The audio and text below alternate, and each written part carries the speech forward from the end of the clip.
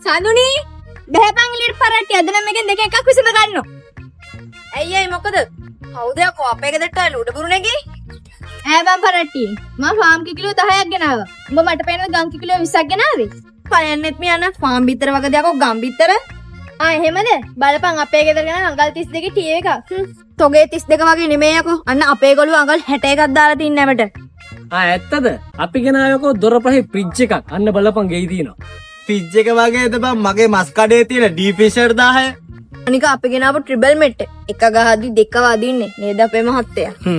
එහෙමද? අපි ගෙනාවා ෆෝබල් මෙට්ට එක ගහද්දි 4 වදින්නේ. දෙක ගහද්දි 6 පාර වදින්නේ 6 පාර.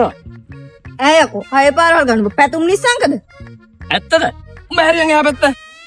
බලපන් මගේ කියන්නේ ලස්සන තෝවගේ කැහුට්ටියක්ද නෑනේ. ගලපන් ඕක. මේ බලපන් යකෝ තෝ වගේ කටුසෙන් මේ බලපන් මොඩිය. හොරෙන් ඉස්සරහට. මුසපන් අත් දෙක. සඳුනි දැක්කද මේක? කොහොමද ඒක?